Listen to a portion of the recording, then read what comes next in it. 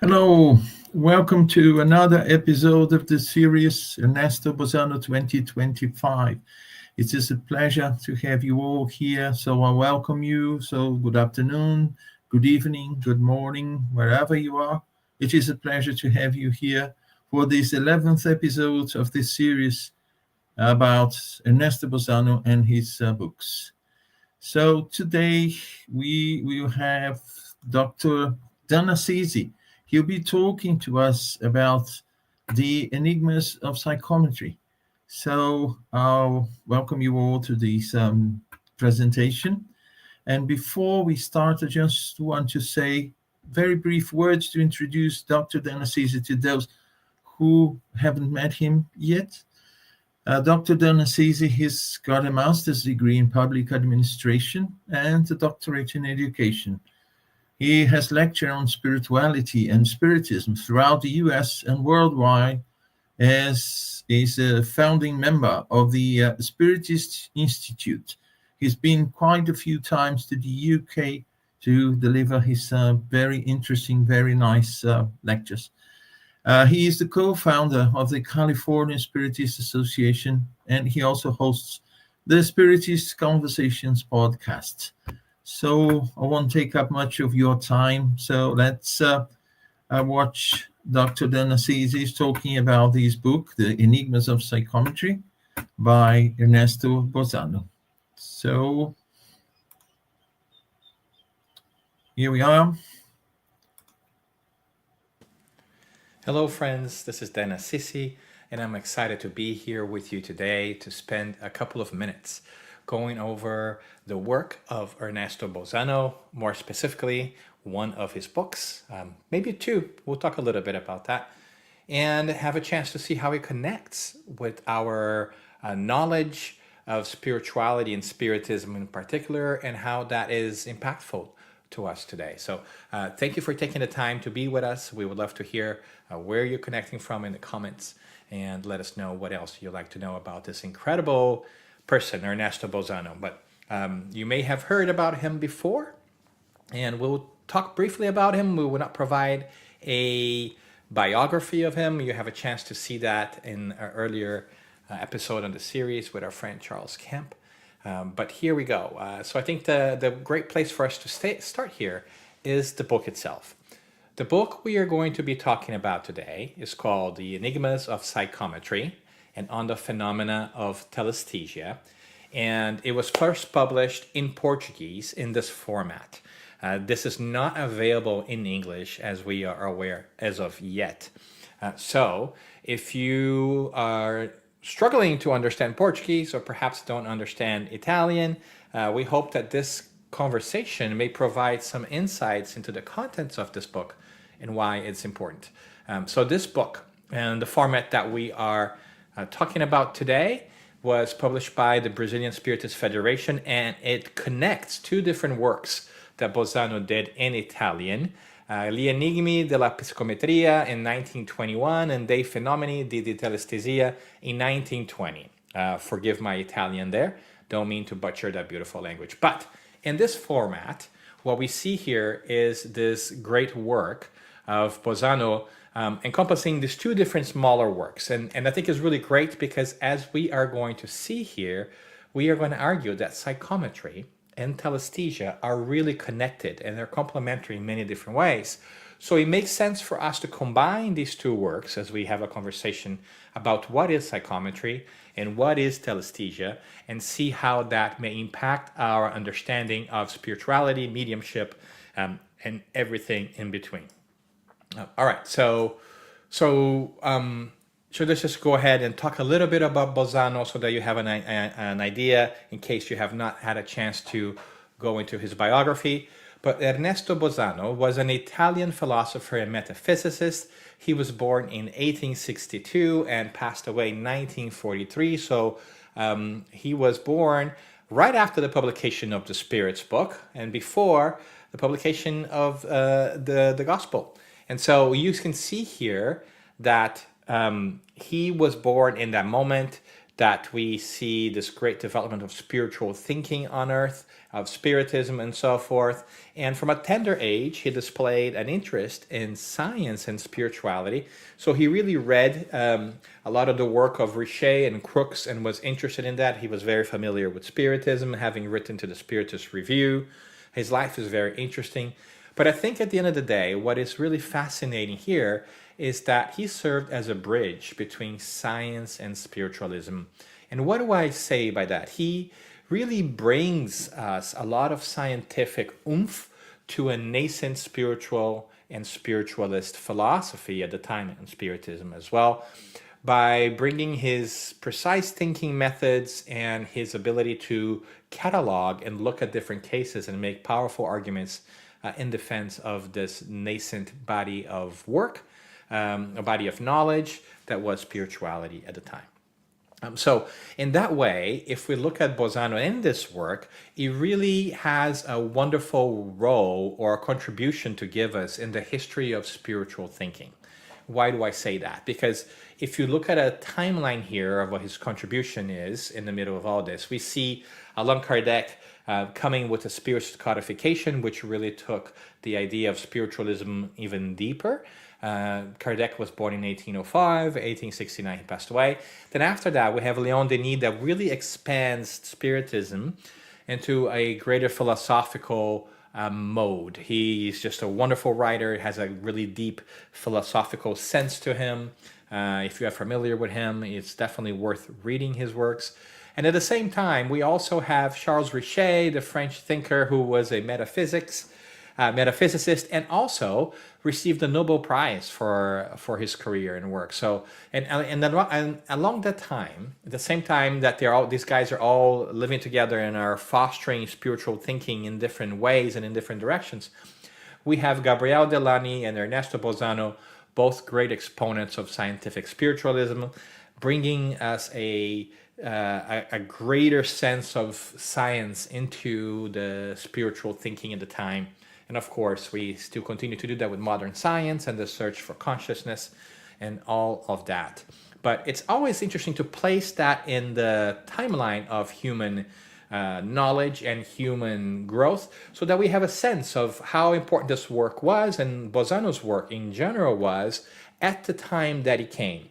Naturally, nowadays, we are almost 100 years removed from the bulk of his work, especially this book, 105 years from when he first started thinking about this. And so there will be many other cases that we might be aware of nowadays, and we might find more interesting because they might be more recent. However, I think it is only fair that we lend credence to his great work and the way that it opened, along with Delan, this idea of conciliating scientific thinking with spirituality. It's really fair that we recognize that and we pay homage to a certain extent to that thinking process as well. And that's what we hope to do here. So with that context in mind, let's dive in to the work itself. So this work, the Enigmas of Psychometry and the Phenomena of Telesthesia, are really two different parts. The first part, we find him explaining psychometry to us and sharing 26 different documented cases in part one of the book that bring his thinking forward. At the end, he adds some comments to us so we can better understand things. But it is really a wonderful opportunity for us to dive into documented cases from different places. And you will find here that he often uses cases from other people. He was not necessarily a researcher of himself, of trying to be a agent in the cases he was studying. He really gathered from different sources, which I think is really powerful. And then on the second part of the book, he really deals with telesthesia. And in here, in part two, he has 23 documented cases following that same perspective. He begins with introduction, and as he dissects each of these cases, we get to learn a little bit more about the topics at hand.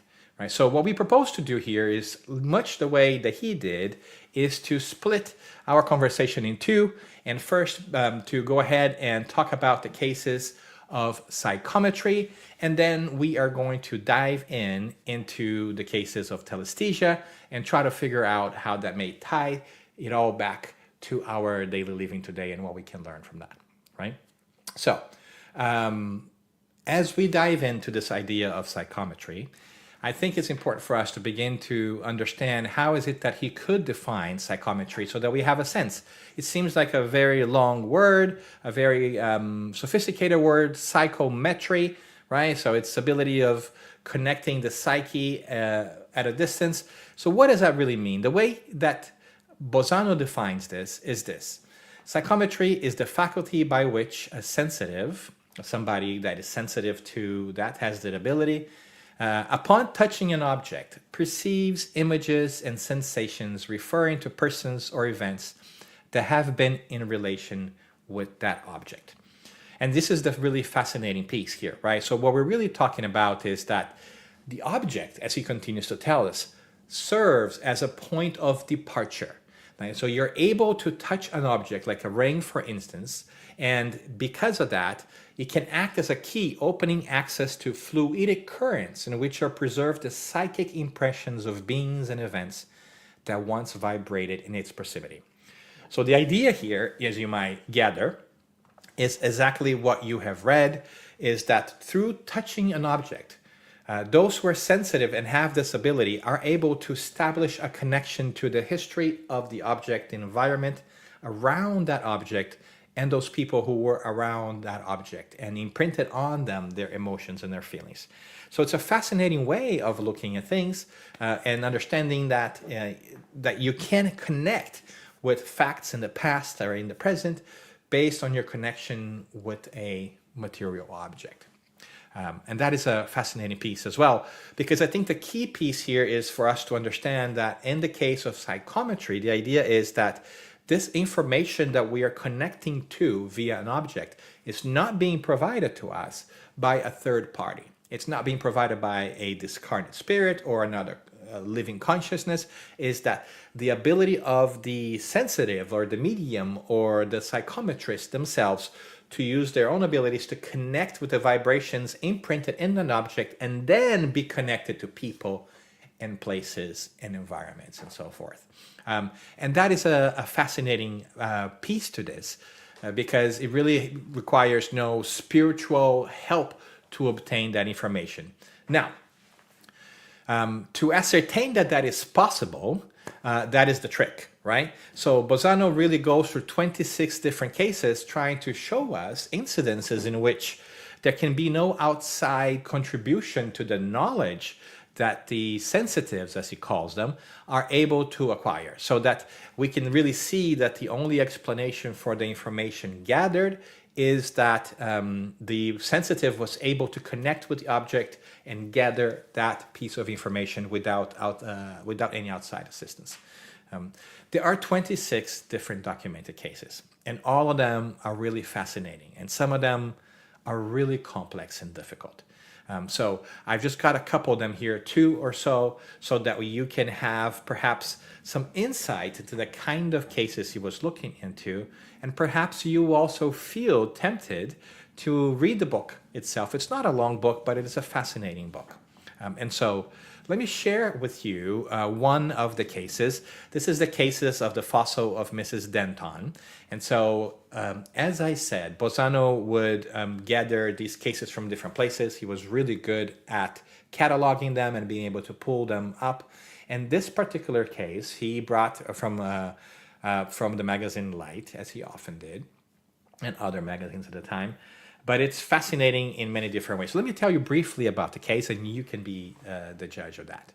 All right, so this is a case of the fossil of Mrs. Denton, and it's one of the interesting ones because it's one of the earliest and most famous psychometrics experiments that the sensitive Anne Denton, wife of geologist Will Denton, brought us forward.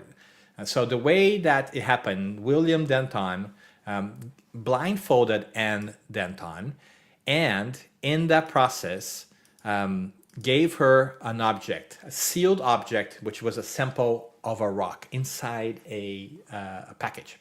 She had no idea of what the object was or where it came from, which is the fascinating piece about this. And almost immediately after holding it, she began to describe what she perceived. And she used vivid language, and she says, I see a great forest of ferns and tall trees, a world of strange plants and gigantic reptiles moving slowly in the warm, misty air. She continued describing what seemed like prehistoric world. The colors of the sky, the vegetation, the still atmosphere of ancient earth.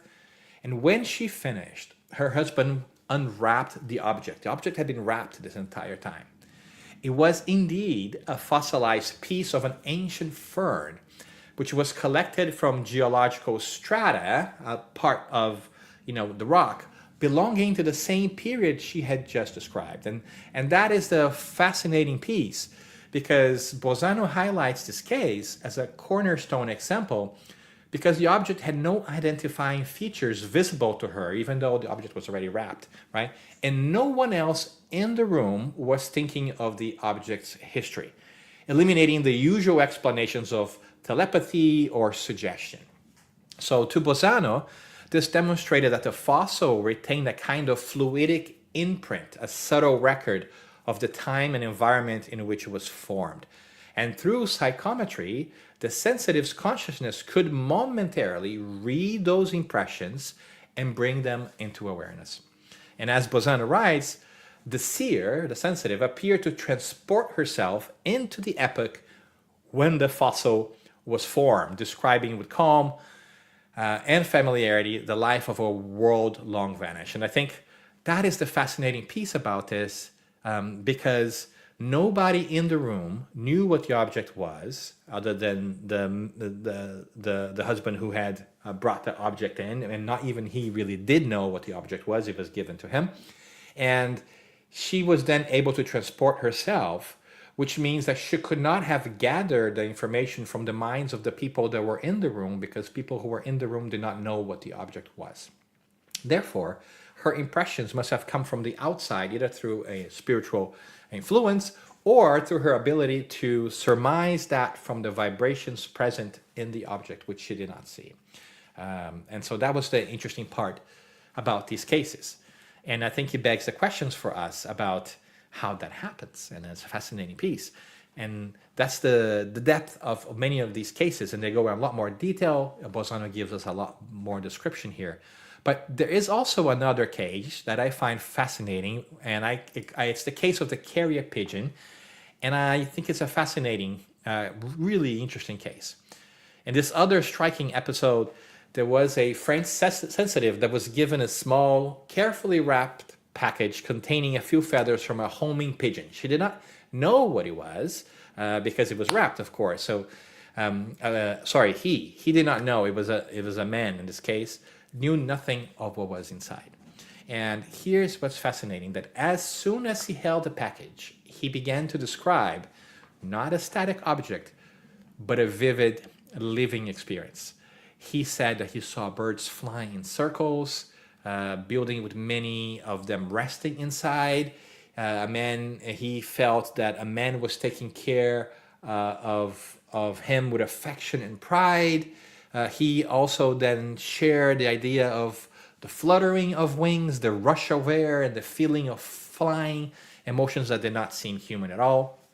And as he described that, he also shared that he was looking to go back home, and he had this image on his mind of peace and food, and he was climbing high into the air looking for it. And all of a sudden, he sensed that energy in the direction and started to fly towards that. And as he approached, he will become to see familiar scenes from above, a city, towns, and getting closer. And as he got closer to what seemed familiar, he suddenly felt a sharp fear, as though something nearby threatened him. And he then realized that he was really afraid, at least the animal in which he was sensing the vibrations from, was afraid of two cats that were nearby. And so all of a sudden, this fear of a cat being able to get him, and that he must hide and flee. And he was also afraid of being captured by other humans before he did that.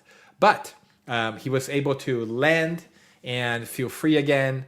And as he described all of this, and the packet was opened, Everybody in the room discovered that it contained feathers of a carrion pigeon belonging to a local breeder, and that the bird has indeed been caught by a cat before, and so he was really afraid of being caught by cats and had that fear. And also, many of the breeders in that area would try to steal other people's pigeons, so humans would also capture the pigeons, and that also explained the pigeon's fear of being captured by human as well. And Bozzano was astonished because, to him, this case proved that psychometry could penetrate beyond inanimate matter into the vital and emotional domain of living beings. So it was not just about the emotions of human beings, but also animals. And the feathers, he argued, still carry traces of the animal's vital fluid, preserving the impressions of its fears, its habits, and its affections. So he concluded that the sensitive had entered in resonance with the psychic vibrations of the animal, reproducing the elementary states of consciousness, its fears, its attachments, and that was evidence that psychometry reaches into the domain of life itself. So, as you can see, this is fascinating examples there, because one was from a woman that did not have any knowledge of the sample, the fern, the fossilized fern, or knowledge of the history of the world or of geology, and nobody in the room did either. And the second one was connected to a pigeon who was not a living being, and therefore could not have influenced the communications there. And that later on, the facts he described really were confirmed as true. The fear of cats, the fears of humans, and that was indeed a carrier pigeon. And so that was a fascinating piece to show us this idea that indeed there may be possible for us to connect to the energies of the objects or the environment as a whole, and in it read the imprinted emotions, feelings, and facts that happen. As a matter of fact, in the theosophic or ancient traditions, oftentimes we may find reference to something called the Akashic Records, which is this place where everything in history is stored. And Bozzano addresses that in this as well, saying that, in fact, I think the universal fluid is the cosmic memory, is the book of life of the spirit. So in different ways, this universal fluid that we know that permeates the entire universe connects us to each other, and in the process keeps our memories, our feelings, our impressions, and it's that we're able to access that. So he explains the Akashic Records a little bit within a Spiritist framework, and I find that fascinating in general. But our time here is short, so we'll move on, because we could spend tons of time sharing with you many different cases for your own insights and experiences. But what's here interesting here then is that he says that every object, every place, every human environment is a living archive of the souls that have passed through it. So everything that is around us is permeated by our feelings, by our ideas. And if we have the ability to tap into that, then we can relive, see, witness, whatever term you may want to describe, the events that took place there. Not only that, we can then establish a connection to the human beings who would then be part of that event. So it's almost sometimes like a very deep connection that we can have to a location and a place. And then in the location and the place, we may then do this double connection to other people who were in that location, in the place, and vice versa. Kind of like connecting, ping-ponging through different places and accessing all the information that's there, if we have the ability to do that. And I think that is fascinating, isn't it? So we'll pause there. And that was psychometry as he explains it. And then he moves on to the second part of the book, where we're really dealing with telesthesia here. Here, I think you will remember, he has 23 different documented cases in which he dives into. And the trick really becomes, how do we define telesthesia, and which cases do we bring forward to analyze them? Well, he says that telesthesia is the faculty by which the sensitive perceives directly, and here's the key word, without the mediation of an object, scenes or facts that take place at a distance or that belong to the past or to the future, according to the degree of lucidity reached. The future is a key thing in there too, right? So the difference here then is what we see is that in psychometry, he continues, perception occurs through the fluidic emanations impressed upon the object. That is, we're able to connect to facts, people, environments based on energies present in the ring or in the objects. In telesthesia, the spirit itself detaches from matter and perceives in the fluidic medium by its own faculties.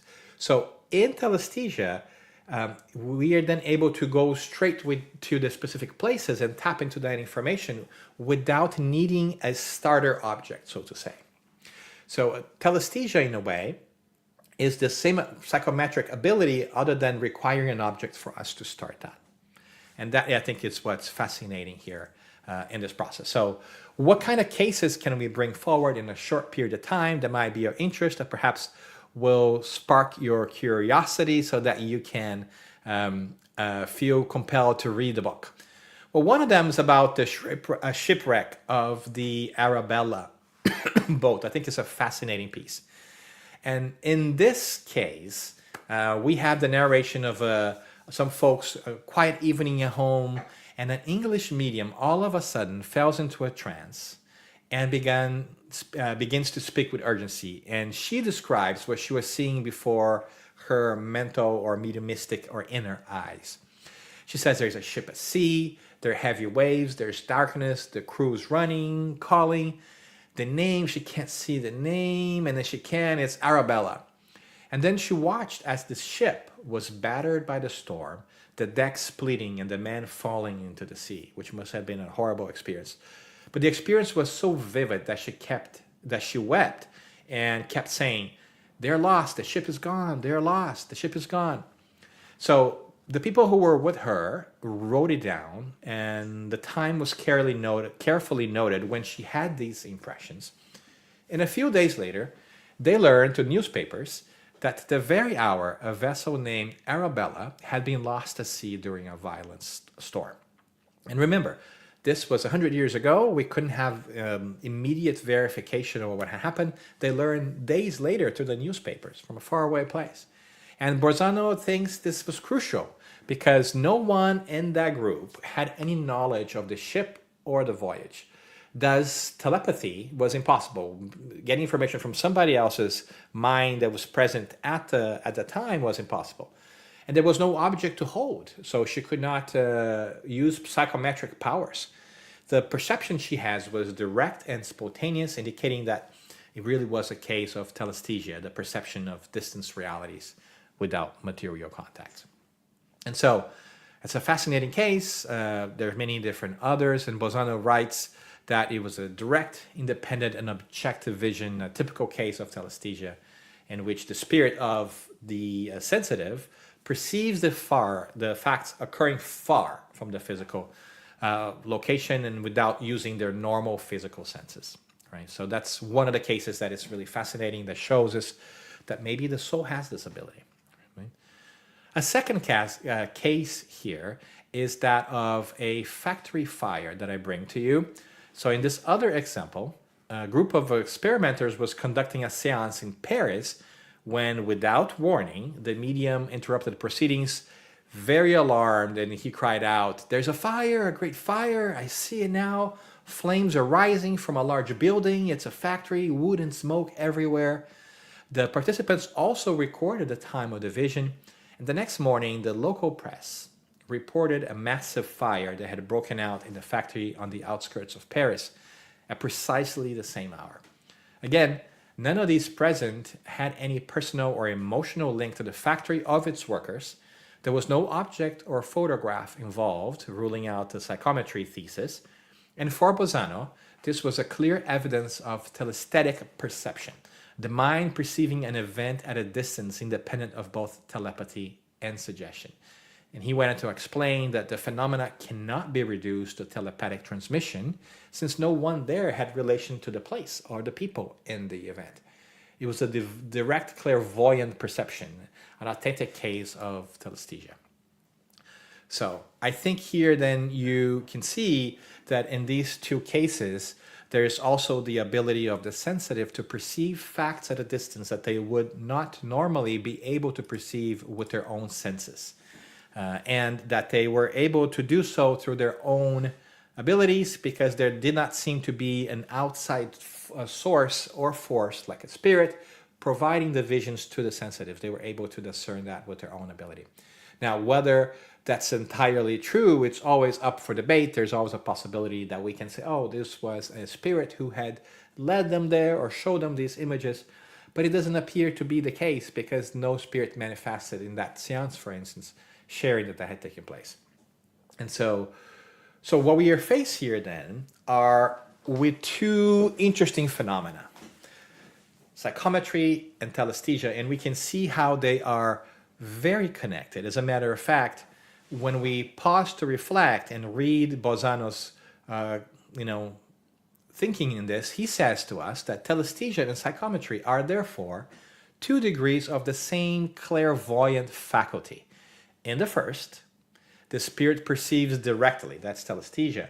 In the second, psychometry, it perceives through the fluidic emanations that are impressed upon objects. So they are very, very similar. In one, right, we have the perception of directly, and the other one we use an object. So how does that relate to us? Well, I think this is where we see how fascinating Bozzano's work is, because it's in complete alignment with Kardec's work as well, and that of others. If we are to connect Bozzano's processes and cases to that we read in Kardec before, we are going to find that what Bozzano calls psychometry, which really are impressions left in the matter, is explored in the Medium's book, in items 162 and 3, and also in Genesis chapter 14, item 14 by Kardec. So Kardec also talks about this, and I really like to see that there is a concordance, there is a convergence of these explorations, the cases that Bozzano shows us and that which Kardec has told us through the help of the spirits. The same is true with telesthesia, which in Spiritism, in the larger body of knowledge that we tend to study as Spiritists, telesthesia really is the emancipation of the soul's ability to go somewhere else outside the physical space of their body and perceive events that are taking place somewhere else without the help of external factors. We also see that in the Spirit's book, questions 402, 3, 425, if you're curious, and the Medium's book, item 172. So you can see that what Bozzano is doing is using slightly different words to describe the same concepts explained in Kardec. And if we dive a little bit deeper to how that takes place, we see that what Bozzano calls the spiritual communication field can be understood as our universal fluid. That is to say, this matter or principle, we should say, it's not really physical as matter, or a lot more subtle and quintessential than our matter, that permeates absolutely everything. And by accessing that, we are then able to feel the emotions that were imprinted in locations, connect to the people who had them, connect to the objects as a whole, and really be able to access this great archive that is there, that everything that ever was and there ever will be in there as well. And so including potentially events in the future. There are some cases where we have precognition, where people are able to tell events that are going to happen in the future. And that is a fascinating case in itself, because it's hard to predict what's going to happen. So the fact that people were able to could be related to the idea, as Bozzano describes, of cause and consequence. And given the connection to one's consciousness and knowing what they have gone in the past, it's understandable to predict what they will have to go into the future.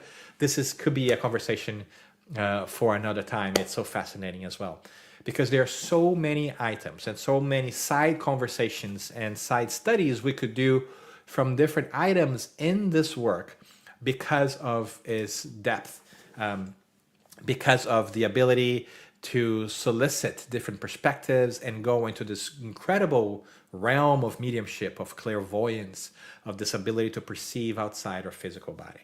And so I think that one of the things that we can take away then from this, and I think this is what matters, is that every thought, every emotion, and every act leaves an imprint in the universal fluid, a record of the spirit that can one day read, right? So the idea that everything that we do, everything that we are, everything that we think of leaves its mark in the world. And so we ask ourselves, what is it that we are thinking? What is it that we're feeling? And what is it that we're dedicating our time to? Because that leaves an imprint behind. And those questions leave us to reflection and to our own understanding and perception. But they also brings us some practical considerations.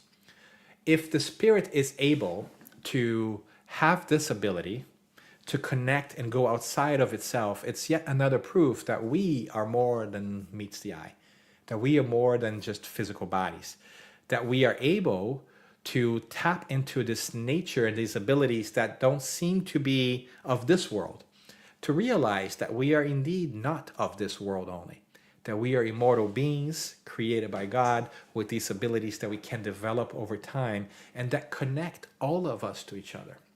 And that's a fascinating perspective, one that bears remembering in the day and age that we live in, where oftentimes we are pulled by materialistic perceptions of greed or focus on physical things, because those things, we are told, will bring happiness to our lives, when we see that that is not the case. When we know for a fact that it's not the case, because we know that we will leave this physical body and go into a new dimension and then again take on new physical body. So attachment to material things doesn't do us any good. As a matter of fact, many of our studies show this. We see, for instance, a wonderful chapter for those who are interested in that as well in the book, In the Domains of Mediumship, or In the Realms of Mediumship, depending on the translation. Chapter 26, about the young lady who is attached to a mirror. And which was given to her by somebody who she loved, had to travel away and never came back. And she held on to that mirror for decades, hoping that that person would come back and fulfill their vow of love. It's a fascinating example. You can read in that chapter, if you want to, the explanations of our guide Aulos to Andrew Lewis and his friend Hilario, and see how that works. But it's another case of psychometry where you can touch that mirror and be able to, through their own ability, perceive the past of that spirit that was still attached to that object, and read this entire story and understand that in the future, that loved one that never came back would have to come back and perhaps accept that suffering spirit as part of their family to make up for the suffering caused there. So interesting perspectives that lend a very practical piece to us, which begs the question, what is it that we are getting attached to? Should we really be worried about physical things? Do we really worry about our car, our house more than we should as immortal spirits? What traces are we leaving behind? What kind of connections do we have? And if we are coming to our spiritual senses, which I think we slowly are, and if you're watching this, you're interested in that, then the question of the moment is, what is it that we're focusing our immortal energies on? And what is it that we take with us? And that is a fascinating perspective for us to keep our eyes on, because after all, what really is important here is for us to be able to connect to our spiritual selves and understand how things work. It's not necessarily to be able to be curiously connected to different objects. That is a nice thing to do, but it's to come into the full presence of our spiritual senses and all these abilities that are in us, that are inherent to us, and that we have not tapped yet because we have not yet fully realized our own spiritual nature.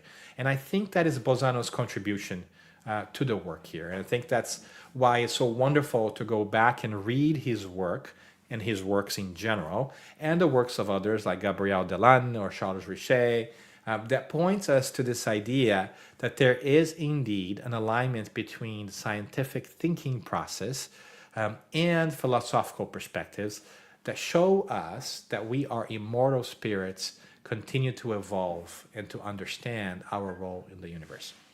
So I hope that these cases that Bozzano brings, whether they are of psychometry or telesthesia, and how they are connected, really whet your appetite for you to do your own research into your own abilities and the abilities of the spirit, and in the process find some serenity and some wisdom in how to live and understanding that you will transcend the physical body. If you have any questions, please reach out on social media at Dan Assisi, comment on this video. Thank you again for the time and patience that you have shared with us today. And I hope that Bozzano may be added to your reading list in the future. Thanks very much. So we thank very much Dr. Dan Assisi for this brilliant lecture. It's always very nice to listen to his presentations, and he really gave a tremendous contribution. So we are delighted with that. Dr. Assisi is always very busy, and he managed to find some time to bring us this lecture. Unfortunately, he couldn't be with us here in the studio. He's actually at another talk, so he was kind enough to record this presentation to us. And if you have any questions, you can always write here in the comments of this video, and as soon as possible, we'll get back with the answers. So it was very interesting to see. It's also important to see, I want to call the attention to the fact that we are spirits living in a body.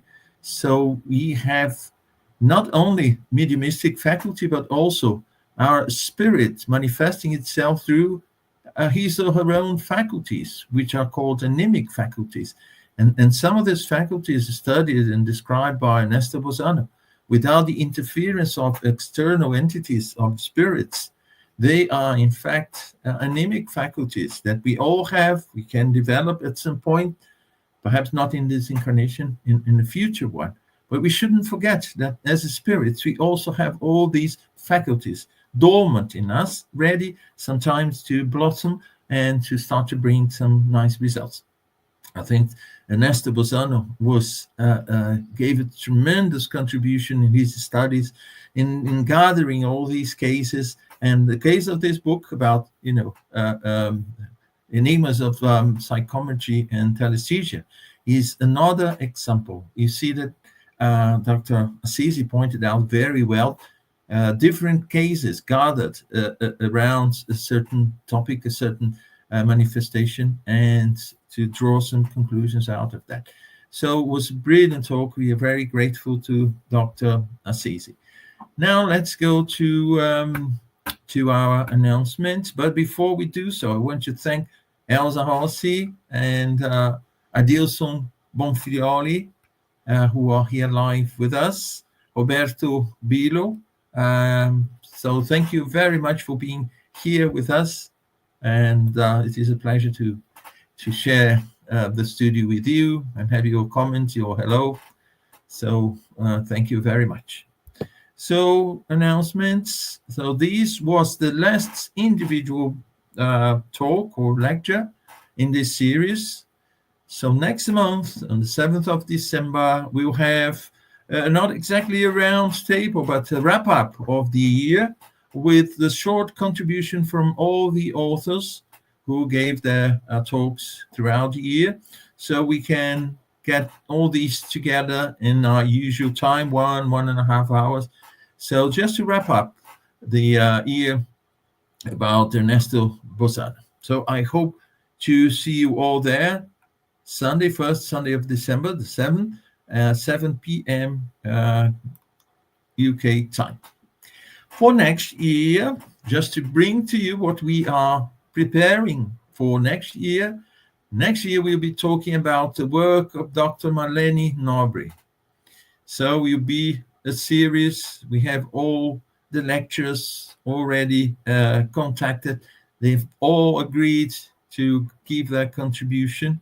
It's in the same format. First Sunday of every month, we'll have, one topic, one book being brought to you here in the format of a 1 hour talk, 1 hour-ish. And it is very good. We think it is very important because it is a way for people of different languages and to be able to get to know some works, some books that are not already available in English.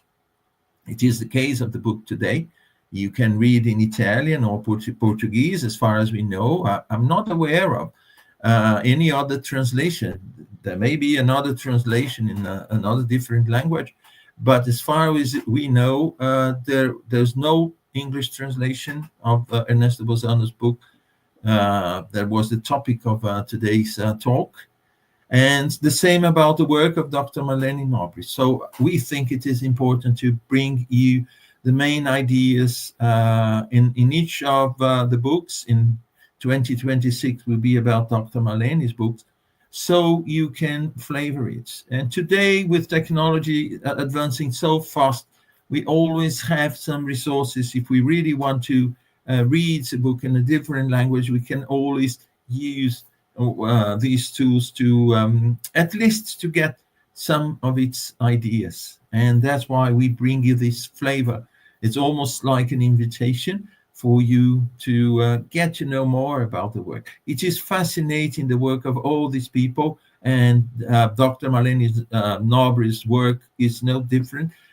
Tremendous contribution they give to spiritism, to spiritualism, and I would dare say to humanity, because they talk about topics that are relevant to all of us.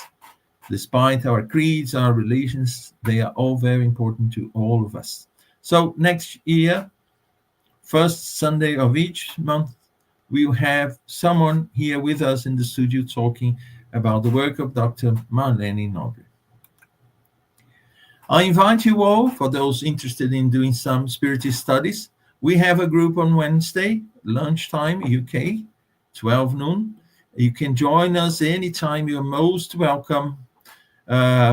We have the study of the book Genesis, followed by the study of the Gospel according to Spiritism.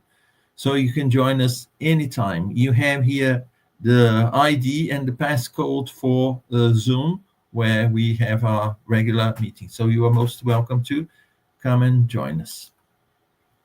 We also hold a study of the Medium's book, an online study, on Saturdays, 10:30 a.m. So most welcome to join us. You have here the QR code if you're interested, and also the ID and the passcode for the Zoom, where you can join us. So feel free to come and join. No enrollment. You just, go to Zoom, you type the ID and the passcode, or use the QR code, and you can join us. I also invite you to visit the site of the Spiritist magazine. So you are most welcome to do that. Always very interesting topics there. And finally, we want to thank Kardec Radio. Kardec Radio always giving us the necessary technical support in terms of providing us the studio and any needs we have in terms of using the studio to bring to you these talks and so many other opportunities that we try to offer to you in terms of getting to know Spiritism and the work of Allan Kardec and so many other authors. So finally, I want to thank you all very much indeed for being here with us, for watching it later on YouTube or Facebook, and hope to see you in December on the 7th, 7 p.m. UK time for the wrap-up of the series about Ernesto Bozzano. So for now, thank you very much indeed. See you next month. Bye-bye.